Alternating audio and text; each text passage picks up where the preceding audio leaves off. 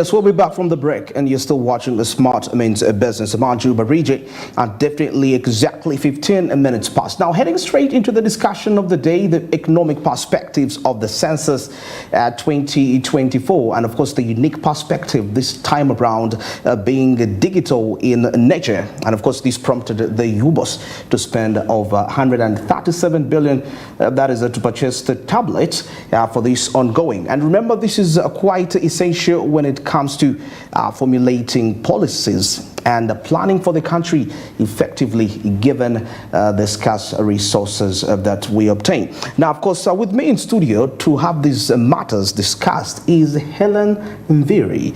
She is the Director, Population and Social Statistics at the Uganda Bureau of Statistics. So we're here to break this down. Good morning, Helen. It's a pleasure to have you on the show.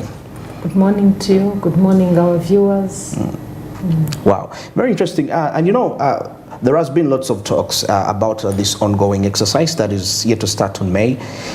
Today, the first of its kind, Uganda is adopting, just like other countries, the digitization bit of it.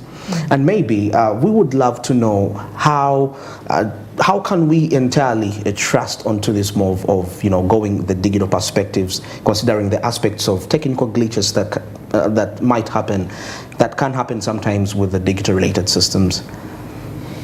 Thank you very much, our viewers, and thank you very much, our moderator, for this morning. Yeah.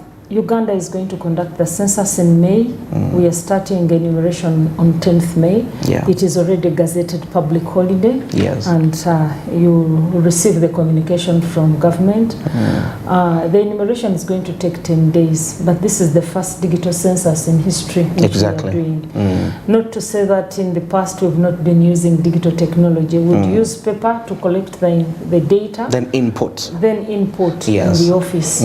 Today we are doing the input right in the field when we are with the respondent. Our information is very confidential.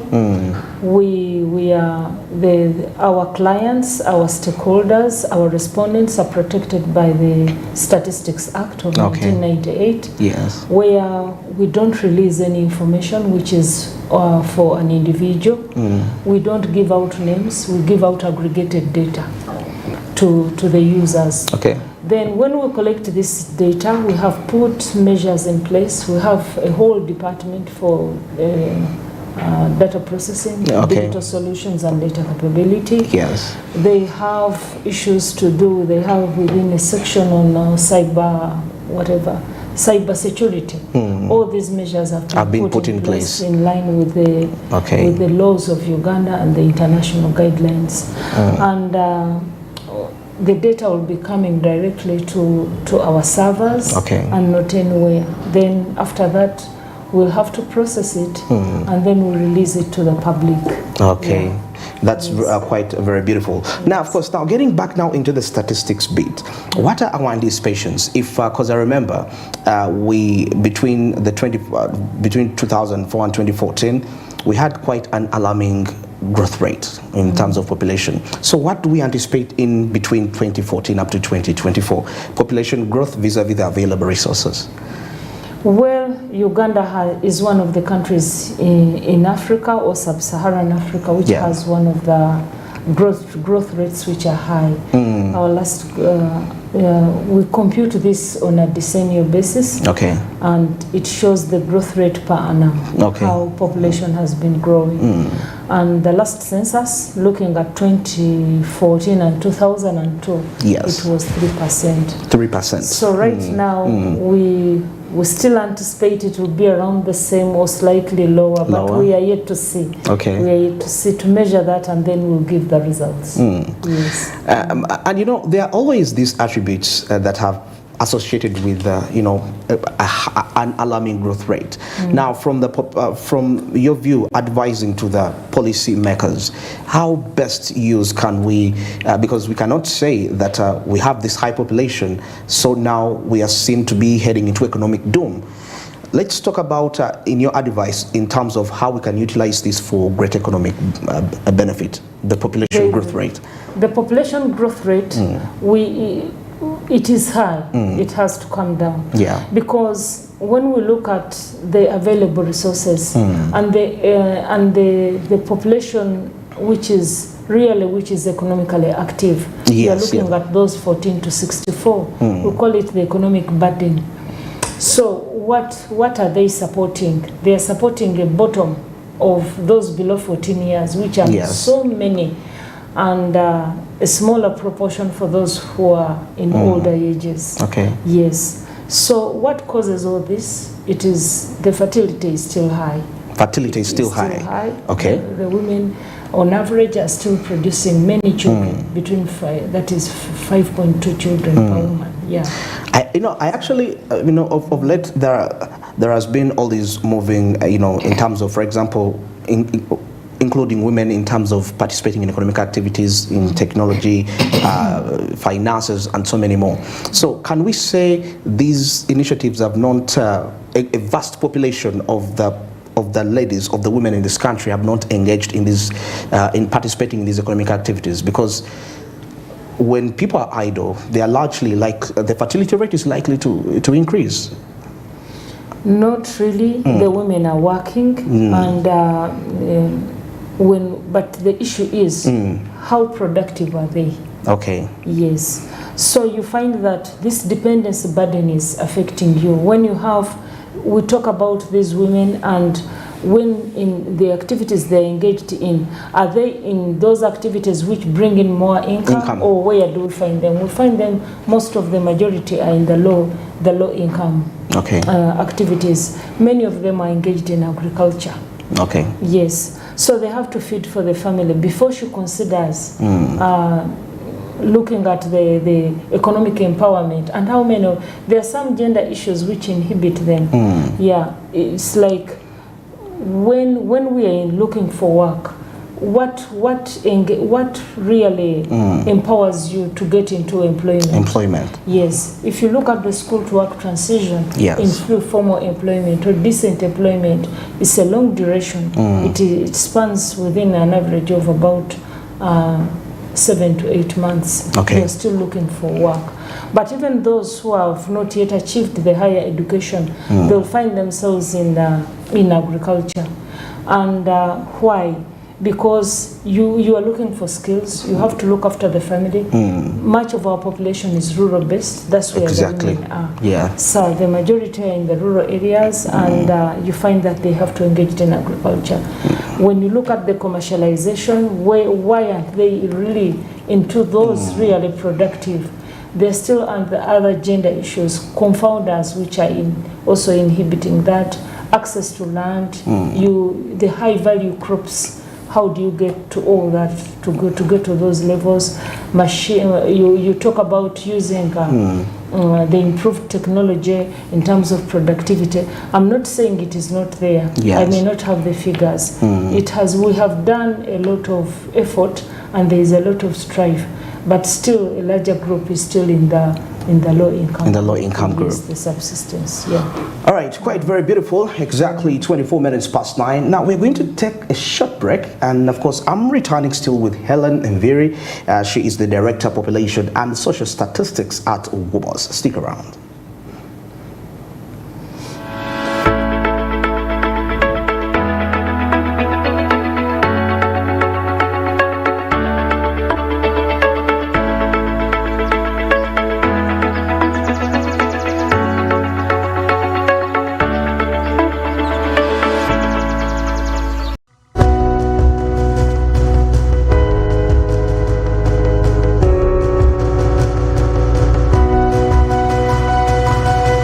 Smart 24, driving business.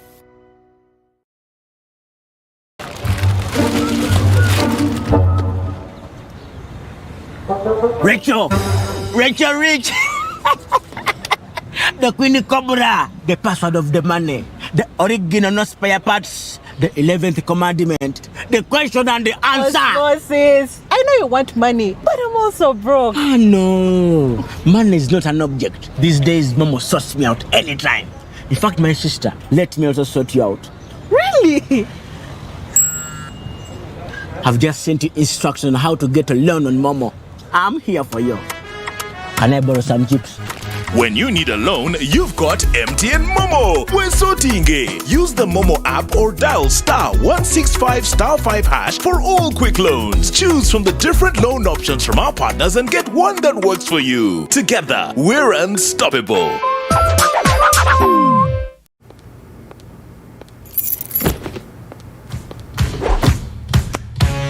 The cavalry has arrived. Alpha Team, we are in position and we are go for extraction.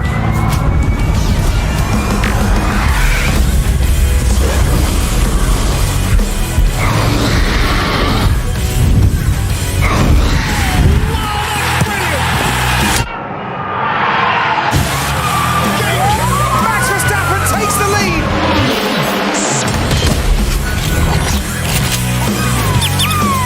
Carry a world of entertainment with you wherever you go with DSTV Stream. Cooking oil like no other makes your meal so sweet and scrumptious. The taste of Uganda, yeah, the taste of Uganda.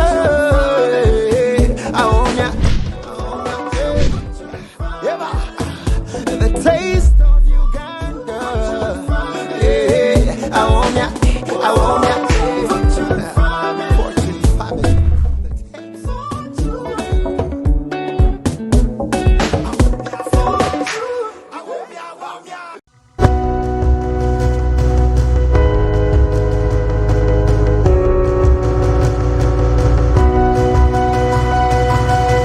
Smart 24, driving business.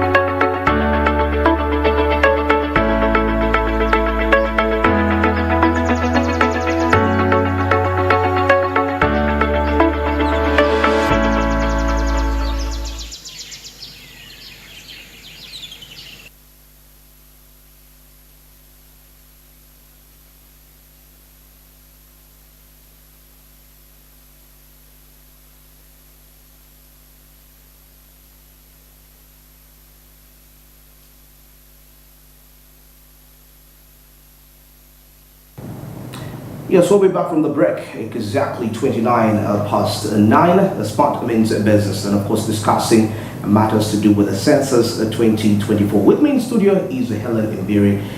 She is the Director Population Statistics at WAS. Now, Helen, as we proceed into this discussion, could you briefly talk about the National Population Census and of course the Housing Census and when it is to take place?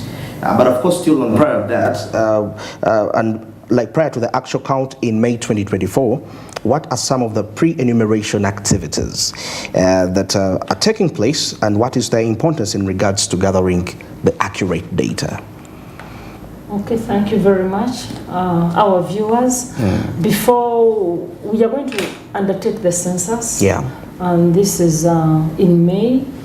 But the preparation started way back, about 3-4 years ago, and right now we have the pre-enumeration activities which are ongoing, and one of the biggest items is the mapping exercise.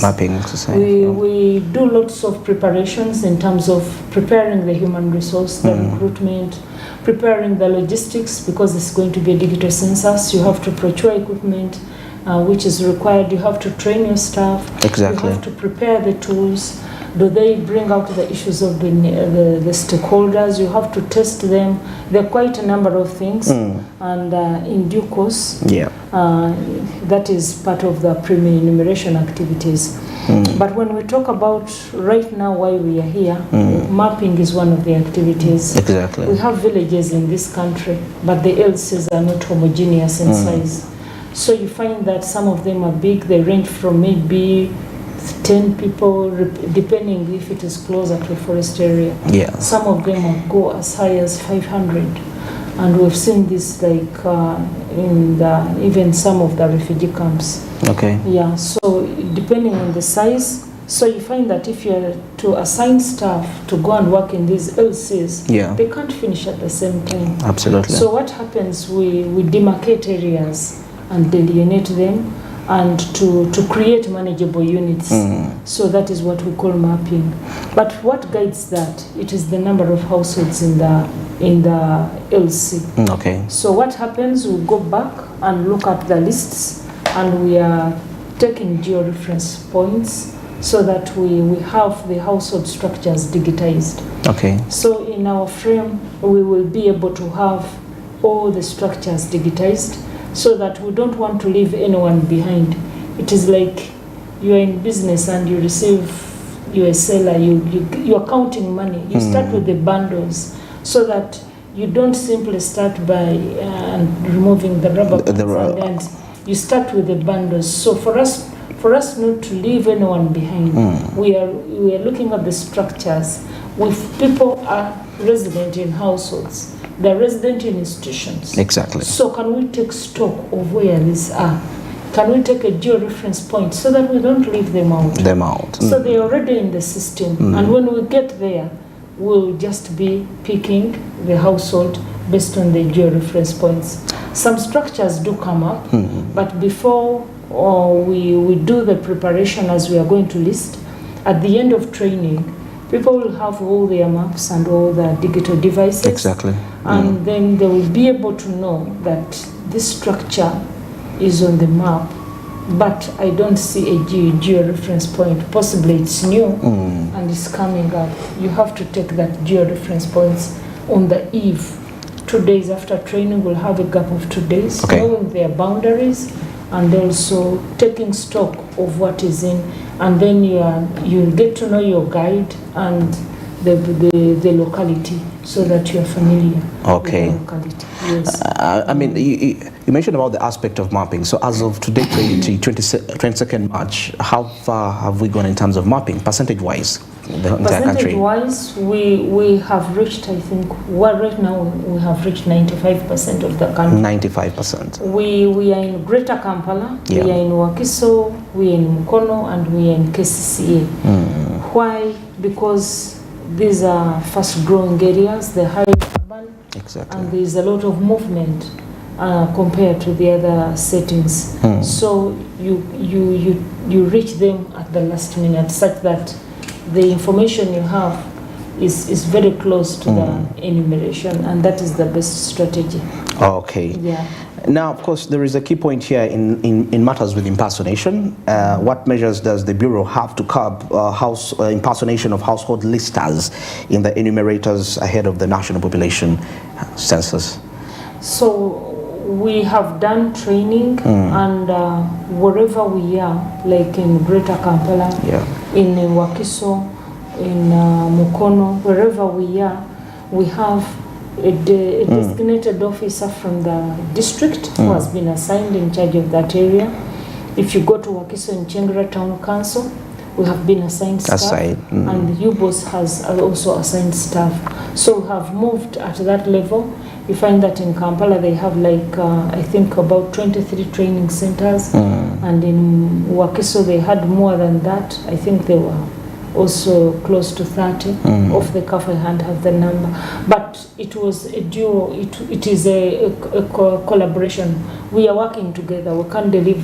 When we get to the districts, we work with the district local government authority, because we want to partner with them in the sense that they are on the ground. We can't simply go and do everything. We do things jointly. they are the ones responsible for, they have the leadership at that level. Absolutely. So what happens after training? When we have finished the training, we issue identity cards to the enumerators. To the enumerators. Yeah. And they will have a QR code. And that QR code, if you have a smartphone, you can scan it. Okay. If you're really doubtful, you scan the QR code. When you scan it, it will automatically take you to the UBOS website. Okay. It is unique. No one else can generate it. So this is applicable to even the households that this... So we have had some glitches in some areas, like in Wakiso. I understand in Chira Division yesterday, one of our staff was locked up by the respondents. Okay. They didn't know who he was. Why the cards had delayed. And, yes. But it was we were not happy about that. Because they move with the guides. We get the LC guide, and he moves around with this person, with the lister. We know that, and there's been a lot of sensitization on the radios and also on TV, like we are here. So whenever you see our staff, you just get in touch with the LC. These are people, if somebody issues really his national ID, it's like willing, but it wasn't. It was really absurd. Yes, it was absurd. Okay. But we want to encourage the masses out there. Our people in Wakiso, in Ichira, in Namugongo, Chali, Wajara, Mukono, wherever they are, in Entebbe municipality, Buaya, wherever we are, Maya, all those areas. We wanted to inform them that if people are moving and there is no ID, but if he's with the guide. The guide, exactly. At times things delay. Please ask before you report the matter or you take action, because by you locking up the person is not good. It's really inhuman. Rather deal with the local authority. Yeah. Okay. Now, the census is going to be digital. Yes. And we know how the digital infrastructure of this country is unevenly distributed, most especially to the far areas. How are we going to deal with that? What measures have been put in place to counteract that for the enumerators that will be in the far rural areas? They're having the tablets, and the network is not efficient. Is it a real-time system? Yes, it is a real-time system. Yes. What happens is that the system has been designed to be able to capture data online and offline. Online and offline. Yes. Okay. So we have the map, and that map can guide you. You can use it offline, such that whenever you get to any area where you receive a signal, then you are supposed to remit data to headquarters. So once you have finished a record and you have enumerated a household, I come to your home. Immediately you send data to the server. We are trying to avoid loss of data. Okay. But also it keeps a copy of that data. In case I'm unable to send it where I am. If you are unable to send. Yeah. So just in case you get to a place where you receive the signal, you are able to remit data to the server. All right. Now maybe also, what are some of the key aspects that you think Ugandans need to understand about this coming census? Thank you very much. The key aspects is that we are starting enumeration on 10. Enumeration, the teams can't finish all this in one day. Yes. Yes. So when we get to the households, we ask them to cooperate, work with our people. These are already district people who have been recruited at the district level. Yes. Actually, the listers there have been recruited by the district staff. Okay. We work with the district, ask them to recruit staff, and we participate in the training. Okay. Yes. So to cooperate with us, especially with the local authorities, to open their gates, let them not lock them, because we don't want to leave anyone behind. If we leave them behind, they are denying data to this country, and more so for their local authorities. So, but also the other point I wanted to say that enumeration can't be done in one day. Exactly. So they will see these people. This time they will be wearing reflector jackets with the census logos. Okay. And the publicity will be done, and these people are in the communities because they are recruited by the district authorities. Yeah. Yes, much as they are, we employ them on behalf of Uganda government, but they are recruited by the local councils. So we request the people to observe this training. They might come to you even on the 9th day. Don't say that. Don't, yes. That, yeah. So the nightlife people, we request them also to oblige and be at home so that we capture them, especially those first 3 days. For 3 days. Yes. So all records that we'll collect will refer to the first, that is the reference night, and that's why it's gazetted as a public holiday. 9th May. Yes, so that we have memory of that day, and then all data is referenced on that day. Okay. Yeah. And I know some of the viewers that are watching want to participate in the counting of the people. Let's talk about the enumeration recruitment process. I guess today's the deadline. Yes, the recruitment has been going on very well. Yeah. Yes, it is online recruitment. Yeah. And that will, because even universities, you have to apply online. Oh, of course, everything is now online. Yes, online. Yeah, true. So people have digital knowledge, and it helps us. If you can fill the application online, then you are a person who is easy to train. You have passed that interview for having that digital skill. Yes, having that digital skill. Okay. Yes, and right now, I think we've surpassed the targets, and the districts are the ones responsible for the districts. Higher local governments are responsible for recruitment of their staff. Okay. We give them the guidelines, and they will be able to adhere and maybe conduct interviews, do assessments, and have people ready for training. Yeah. I mean, what if somebody, let's talk about the qualifications away from the digital skill. If I have the digital skills and probably somebody doesn't have the standard qualifications. The standard qualification, our lowest level was O level. O level. O level. Okay. In some areas, it has been A level. Okay. Yes. And the age bracket, we are looking at those who are 18 years and up to around 50 years. 18 to 50 years. 18 to 50. And you should be able-bodied. We said all this because have you ever canvassed the entire village? Okay. So that you don't get time and then you say, but you people never informed me of the challenges. We inform you of the challenges ahead. We've lowered it to O level. Why? You have to be familiar with the community where you're in. Yes. You must come from the community. If you push it high, you find that, yes, we have graduates, we have senior 6 leavers, but they are not evenly distributed at the lowest level. So that's why and you might find some areas being special, like in Kalangala, you may find that you have to get people from the main island and maybe you train them and then you deploy them. So some areas are unique and we treat them on a one-on-one basis. Yeah. So does it mean it's impossible for me to come from a certain zone and operate in another zone? That one, within a parish it may be possible, but also it depends on the local community, if that is what they want, because it also has issues. The training will be done at the sub-county level. Yes. So if you're incurring costs, like you come from Entebbe and you say you're going to be deployed in Wakiso. In Wakiso. So those are 2 taxis. At the end of the day, you will complain that the transport fare is fair. Yeah. Yet you're supposed to be coming from the community where you reside. You reside. Yes. So, and also you are known to the community.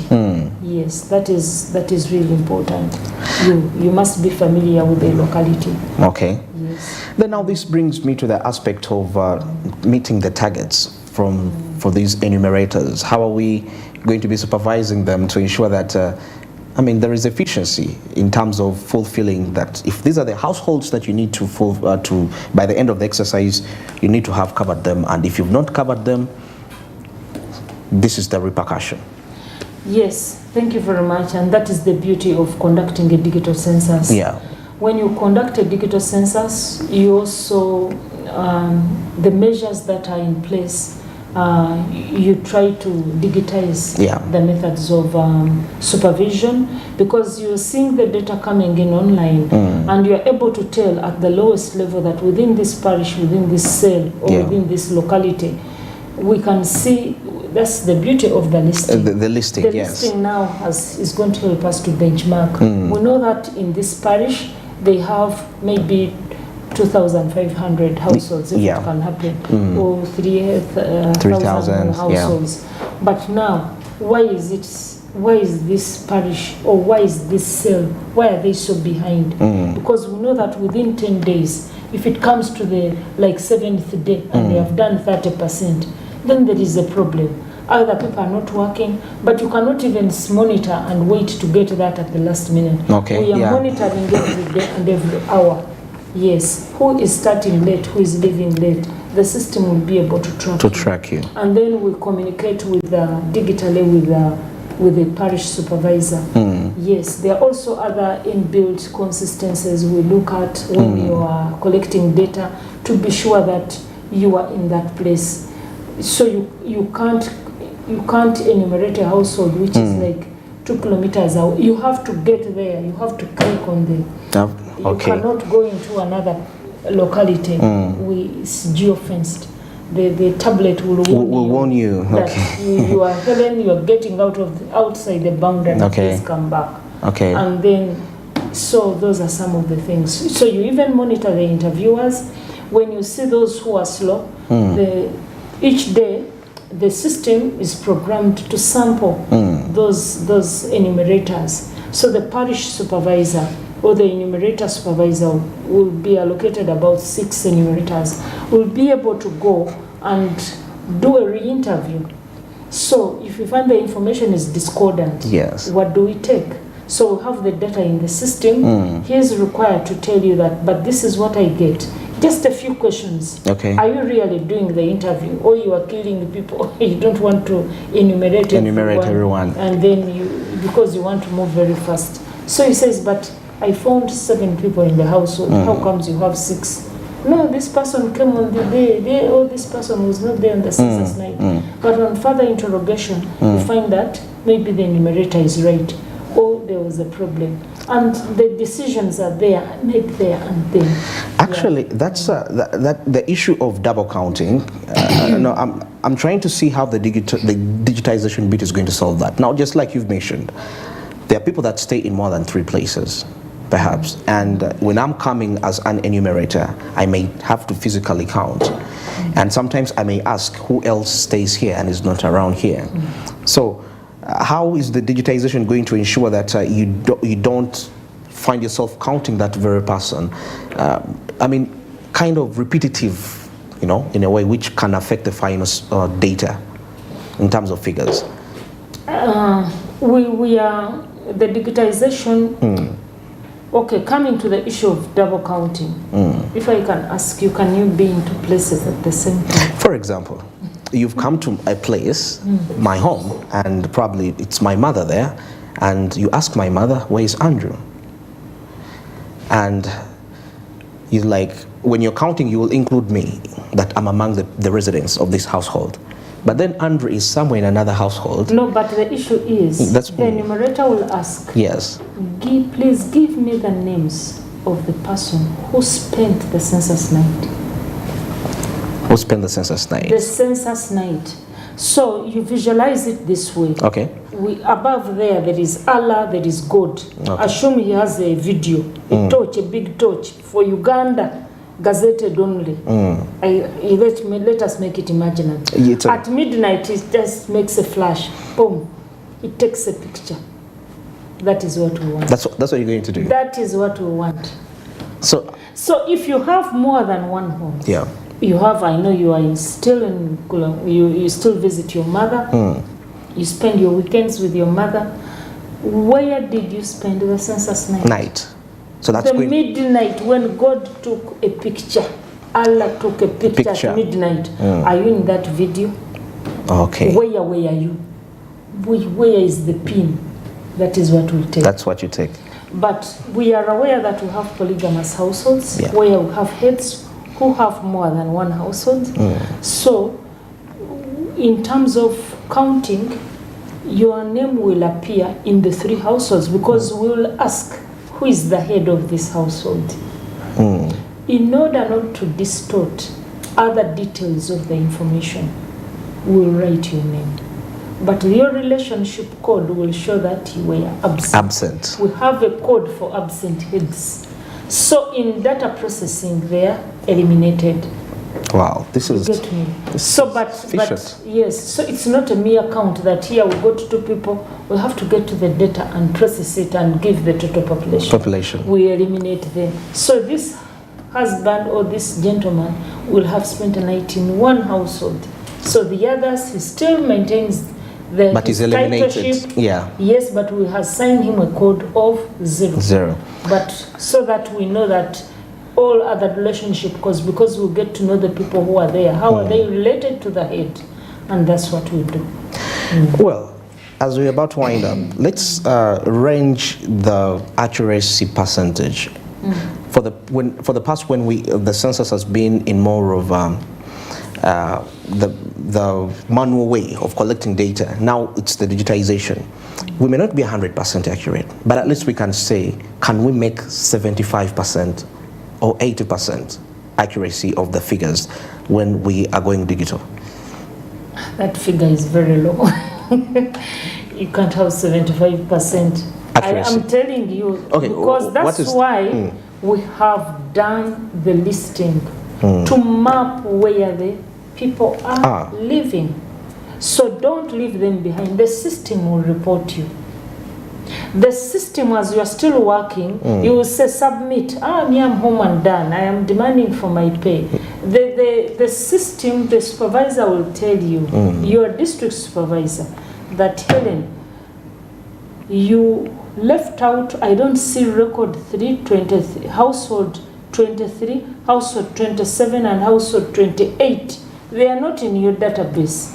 You have submitted. Can you go back, please, and you cover these households? Okay. Yes. Okay. We may not have the feel of getting everyone in the household, but at least every household will be captured. Yes. Interesting. Now, as your last words to the enumerators, the supervisor enumerators, and all other stakeholders that are going to participate in the Census 2024. Yes, to all our viewers, to all our listeners, we encourage you to participate in the census.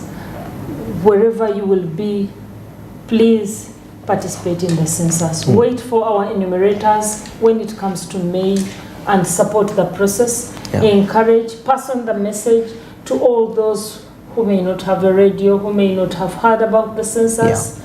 Pass on the message.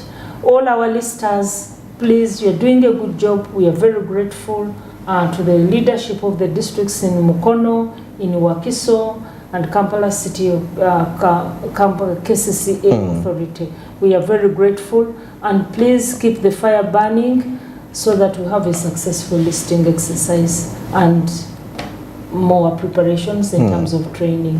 Thank you. Deadline today, no extra day for the enumerators? That is what the executive announced, and we go by that. You go by that. Yes. All right, so today is the day, as if you are somebody there, you want to make some money. So you better make sure today before 5? I saw before 5, late 5 p.m. You must have applied already for you to participate. Well, my guest this morning has been Helen Mviri. She is a director at WUBOS in terms of population statistics, and she's been breaking us down the enumeration activities ahead of the census 2024. Well, thanks for being part of today's edition of Smart Means Business. I've been Anju Barije. Have yourselves a wonderful weekend. Good morning.